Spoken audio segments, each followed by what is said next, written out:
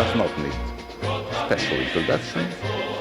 Ralf Нимаер, who has fought for decades for return of the sovereignty of the German people, politician, journalist, witness of historic events from the fall of the German Wall to millions of people in the streets protesting wars.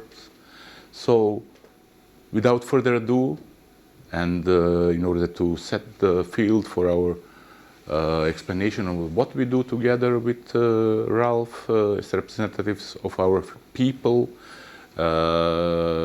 in order to bring about a platform, international platform for solving these issues and for having a seat at the table of the new institutions that are forming in front of our eyes, and how we can get the real voice and will of sovereign European people that are now under cultural, political, social, economic threat, and how to channel and formulate that voice in the institutions of the new multipolar world order.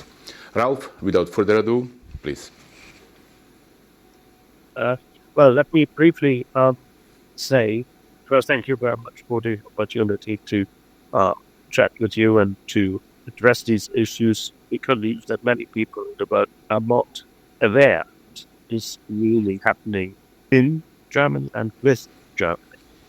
Now, this goes back, if you want, to the end of the Second World War. This was the Potsdam Agreement of the 1st of 1945, claims that Germany, in orders of the 30th of December 1937, was the time before Hitler had other states like Austria, Czech Republic, and also before he had Poland and later the Soviet Union. So this is the time. This German time was one they referred to in the Potsdam Agreement of 1st of August 1995. The Potsdam Agreement was a peace treaty. It was simply listing the powers of the four allies, the Soviet Union, the United States of America, Great Britain, and France. And it was only about military capitulation, not a political dissolvement of the state Germany. So it was simply occupied since 1st of 1945 at the end of the war. So after truce emerged, because the Soviet wanted to hold free elections in parts of Germany, but the American-dominated Western part did not allow it, so they wanted to make sure that Germany is separated. So we had two states. 7th of October 1940, the German Democratic Republic, was established, and they had a constitution, actually. In West Germany, at the part of Germany, being founded by the three Western allies, Britain and the United States. So we had so-called basic law first. Basic law is under the international people's law, not the Constitution.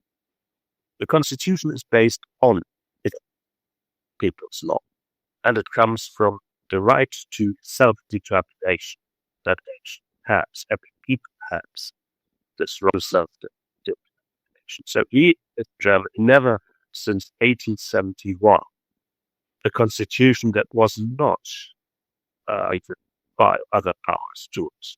1870 was the foundation of the German Reich.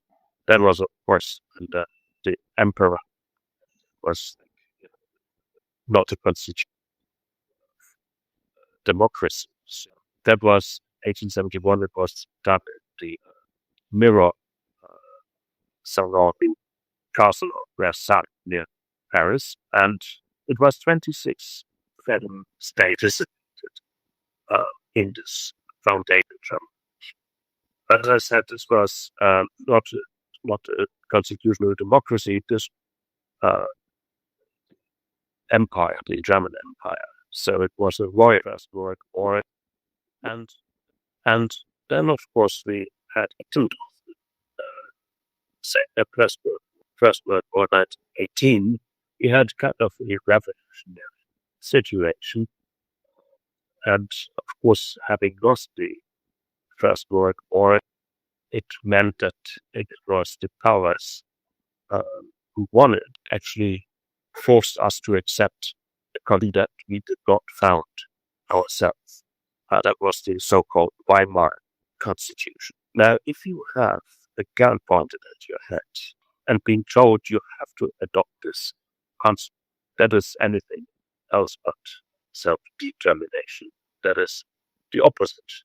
So that's why I say, since the Hitler times from 1933 to 1940, was not constitutional democracy. It was brutal fascist dictatorship. But now, after 1945, as I just said before, we had the Potsdam Agreement in Germany into four. Then there was one West state. The Americans strongly had told us to adopt the basic law, institute preliminary constitution, and the Potsdam Agreement stated that we will have to have equity at the end of the occupation. And it was not defined when that would be. That was an open chapter. And we can say since then, because we are still lacking the peace treaty, since that time we live big parts with a ceasefire. Actually speaking, the Second World War has not ended because we don't have a peace treaty.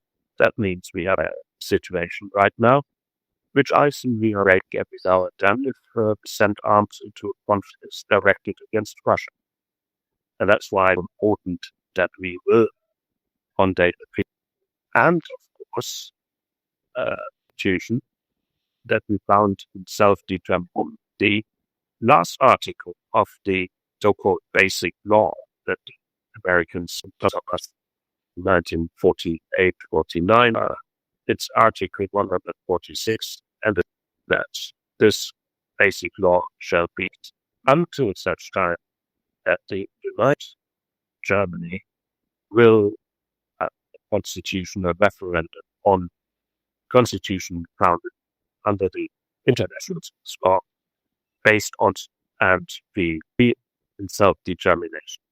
That is the constitution we will have since 1871, if you want. And you have a very interesting story about why this the adoption of constitution did not happen. You've been witness of this historic event with Helmut Kohl and Mikhail Gorbachev. And please let us know and our viewers why this was so close for Germany to adopt that constitution and why it did not happen. Who prevented this from happening? Well, I can go back in this 1990, where after the war had folded in 1989, November, just in 1990, there was negotiations being held in Chancellor Poland with all war powers of the Second World War to unite Japan. And after this revolutionary East Germany and the German Democratic Republic were crumbled into pieces, and socialism was gone for good. Then, of course, the moment for generation came up. Chancellor Kohl was very quick to create in a back favorable way for us Germans. I cannot criticize for that, but what he did was that excluded territory that is, of course, German territory and should be German territory. That is, bring back to the Potsdam Agreement of 1940, says the Germany is defined as the Germany borders before annexations and expansions that Hitler crimes committed. So that is the Germany in this 31st, 1947. That is what the possibility says. Helmut Kohl, the Chancellor of West Germany, immediately said that he will not have the borders the Germany between the two, that it should be united, German Democratic Republic, Federal of Germany. He didn't want to open the issue with border wars, which I agree. Of course, we cannot simply say, "Oh, give it back to us." I mean, we had started a war, we had lost the war. That's all clear. That there were tremendous crimes, which also the Polish and other people suffered from German military fascism. So I'm not the one who should have taken that into account to try to carry Johnny back. But the peace treaty begun anyway for this territory. It haven't closed the chapter of the Second World War. And before you want to start a third World War now, let's close the chapter of the Second one. Sounds a bit silly, but this is the true matter. Now, on the 11th of February 1990, Trump met Gorbachev, the president of the Soviet Union, and Mikhail Gorbachev offered to him to have a peace treaty. Mr. Gorbachev later commented to me in an interview. I was a journalist at that time, and I had interviewed Helmut Kohl when he came to meeting Mr. Gorbachev in the crowd. I asked him, "Mr. Chancellor, is that not the moment that formed the Constitution as basic law, Article 146? And Mr. Kohl said, "Yes, that is, we ought to draw up a constitution for the Germany."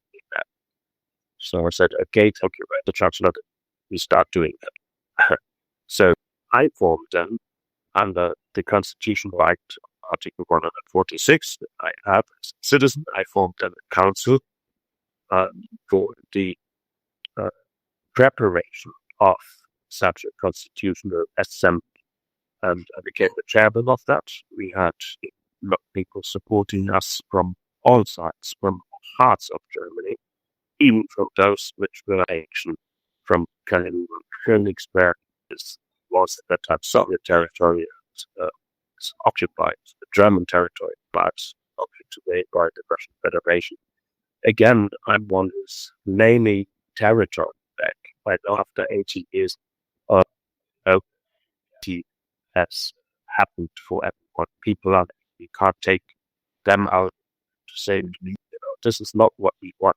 What we want, that we have it on paper, that the occupation has ended and that we will not be in the ceasefire situation, but have a proper peace treaty that is defining exactly our position in the world as free, independent, democratic partner to all other nations, so that we take back our seat in the middle of the group nations like everybody else has. And at the moment we're occupied because we don't have this peace treaty.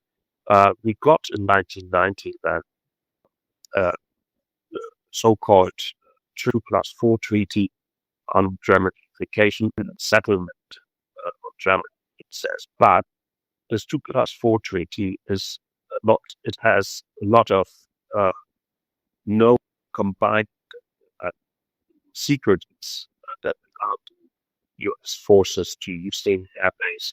We still have a lot of East Baden, Stuttgart barracks from the Americans. They expanding that. They use Ramstein for all their war they conduct with in 1945 from German territory. And we always said that only shall come from German soil after the tragedy of the two world wars. So now Mr. Korb said to me in 1990, he said, when I asked him, "Did you offer a peace treaty?" Yes, we assumed to be peace treaties to speak. You expressed that Chancellor Kohl had rejected that. He said, "But what to talk about that?" And laughed. He says, "They would not have talked." So that was the reality. And that's why it is so urgent to. But if I may, many would argue that in a way Germany had elections, governments, had relative economic prosperity and well-being. Hence, they did not even need or notice lack of sovereignty, of lack of voice or will. Only now, do you agree that when the time of economic crisis is coming, when the Western neoliberal model has finished its mileage and it's not delivering development and well-being anymore for the Western nations, only now that issue that is legalistic maybe and very academic for many people of sovereignty and lack of sovereignty for the German people is coming to the fore, just because of that economic point. That now with the Nord Stream 2, with the destruction and the industrialization of Germany, we see that German people actually do not have levers to affect their destiny. Their destiny has been and it is solved somewhere else. Yeah, I can agree with you here. It is true. It is important for our well-being and our wealth as a nation, but it's also important for all of the European partners that we have with the European Union and European Economic Area. They are a strong, stable, and democratic partner in the center of Europe. We have nice, and if we have instability, that is not good for none of our neighbors. So, this historic context, we have to look at the economy as one of the most important. And as you rightly said, but the inability of Russian gas supply in the past 2 years really had a big crisis, a big economic crisis. And I myself, I was involved in the Nord Stream 2 opening because I'm an industrial person thinking of company itself needs steel and we have to melt a lot of gas for that, a lot of energy. I had, of course, immediately the interest to solve this matter at the time when on the 11th July 2022, Russia stopped the Nord Stream 1 gas because they didn't get the turbine back then from Siemens sent to Canada for service. And this turbine did not come back because they said they could not send it due to the sanctions that were imposed. Then, of course, Nord Stream 1 didn't function anymore, and they had to switch off the gas supply. I immediately rang former Chancellor Gerhard Schröder, who's a good friend of President Putin, and he's also the chairman of the Nord Stream AG in Zug in Switzerland, which is the administrative owner of the parts 1 and 2, and he's the of the Verwaltungsrat. So is in charge actually. So I rang him. He went down to Moscow and he came back with the meeting with Mr. Putin and he said we should open Nord Stream 2. But that was it. Then he didn't continue to make any pressure, political pressure on the government in Berlin. And when I asked to do so, he said, to all did what I can. He kind of had given up. So I said, okay, now, what shall we do? He says, fly there, talk to them, and maybe your contract. So I went there, I spoke with Dmitry Peskov, Sergei Lavrov. So I had some contacts to them already. So I went to them in Vladivostok at the hall, and there I met also the Campbell, Alexei Miller.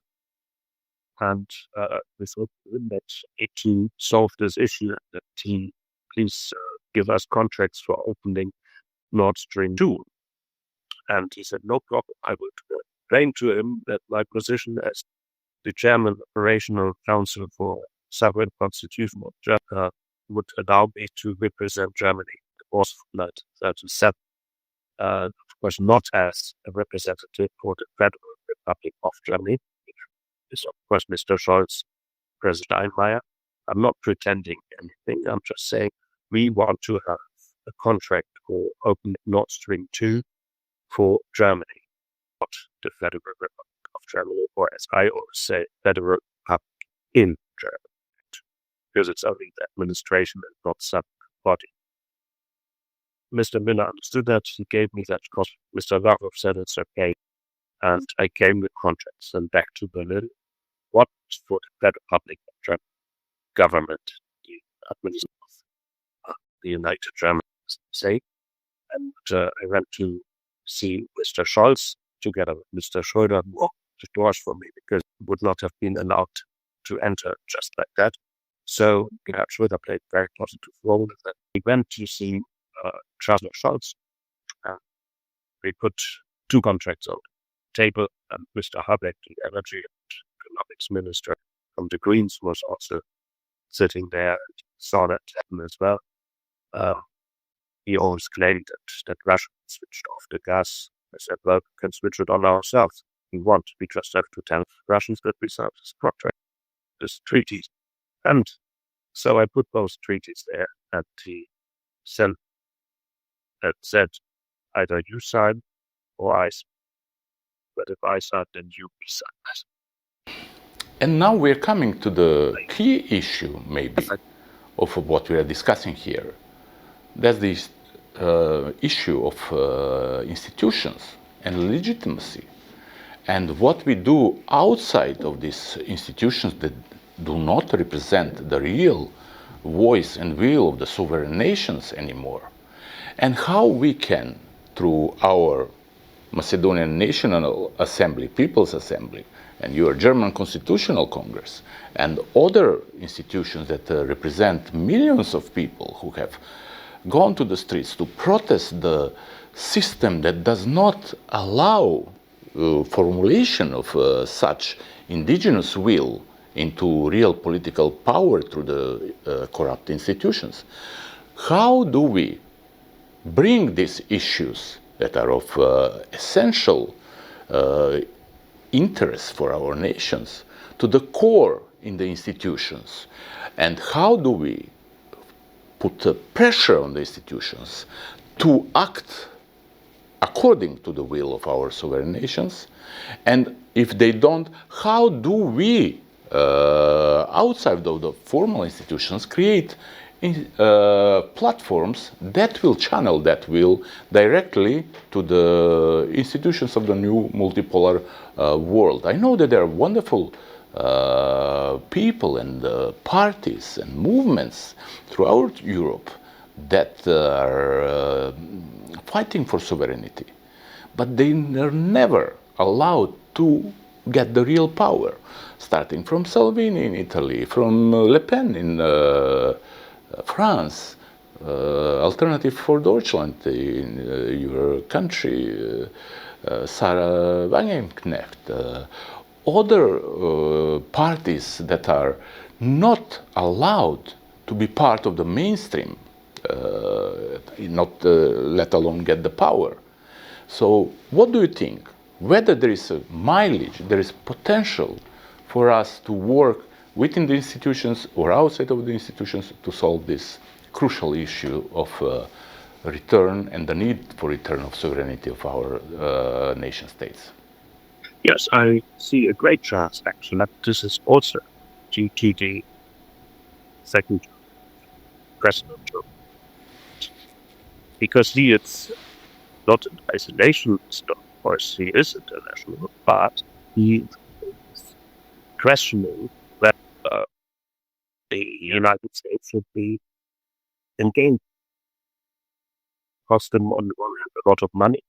On the other hand, also bring some benefit that come from countries, but we can probably, with him, find a better way to agree that we could say, we remain, but we don't want the wars in Iraq, Afghanistan, what was it, Syria, to Ukraine, and conducted from our territory. So we can talk to him probably, but he is rather peaceful gentleman in that sense, that he, in his first term, would not start new wars and try to close some old, just like Afghanistan and so on. And he managed a bit that sense. So I think with him, he can have that talk that the European nations want to live under their own domains.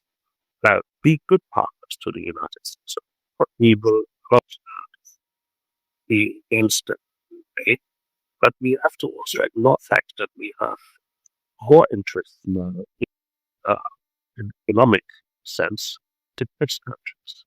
So, I mean, I think we should join BRICS because we have in 2023, we see our export to China has 19, and our export to America has decreased 20%.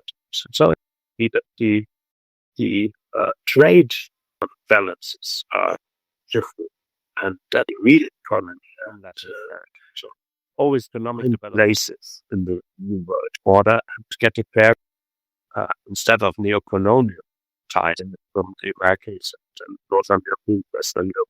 So I see the great that it's the new world order that is going to be beneficial, but the chances were independent. It's sovereignty in the current sense, but also peaceful. We should have democratic cooperation between government, Republican state, and this we aim at. Well, as I said, I believe that once people are aware of it, and you saw it now just at this climate conference they had, but obviously even the poorer nations now suddenly waking up to it, where they say it's not a fair deal that we're taking. They are opposing. Yesterday they walked out from the final meeting, so hard to reach any agreement because they are there. They are opposing the idea of this carbon trade, the emission trade bonds, and all this, which is just a neo-colonial way to dominate the countries by capitalistic systems where we only in favor the richer nations, and so they embedded climate change hopes on that matter to use these carbon emission bonds, trading these to deprive them of further economic development, giving them a few months here, of course, to have their governments be corrupted so that they agree to something. But yesterday it didn't work. So we see that these nations are waking up, that dance from Africa, from East Asian percent, and South American countries, they're waking up and say, that time is over, where you can come and dictate us. 60 years after they reached called independence, they had followed 60 years of neocolonialism, that like the European partnership in Africa. This was led by the European partnership in Africa. This was very neo-colonial. And now they see that with the BRICS, they have the chance to represent themselves in a better way, get a better deal. Make new allies, of course, India, to a certain extent also Russia. So this is really have my hope that people are waking up and more and more people know these methods we discuss here. And of course it is a self-driving force because people will do that from their heads. And they will demand that democratic election campaigns say, how is the Prime Minister just the world order? Mr. Chancellor, why don't say that? Just see it's trimmed, see moving. The established party system does not go well. Just the world order. Mr. Chancellor, why don't say that? Just see it's trimmed, see moving. The established party system does not go well. We see new parties up taking over positions now that before that was usually Christian conservative or social democratic, or here in Great Britain, London, the Tories or the Labour. That is not way, But I think that in here could make they will demand that they have a true representation of their interests in the governments. Thank you very much, Ralph. To conclude, I hope we make this happen sooner and quicker rather than later, because we live in really profound geostrategic changes in the world. These changes make our just and fair struggle more possible than it was like, let's say, 10 years ago. I hope that, as you said, we come together, be able to represent our nations, sovereign nations, oppressed nations, realize the idea from Charles de Gaulle, Eurasia from Vladivostok to Lisbon, for the benefits of all sovereign nations, and that we will have Germany without Rammstein. We had Bonstil removed from the Balkans near Macedonia. We have Incirlik removed, and that we all live together in welfare and friendship and Thank you, cooperation. and all the best to all, and especially to the. Thank you. Thank you.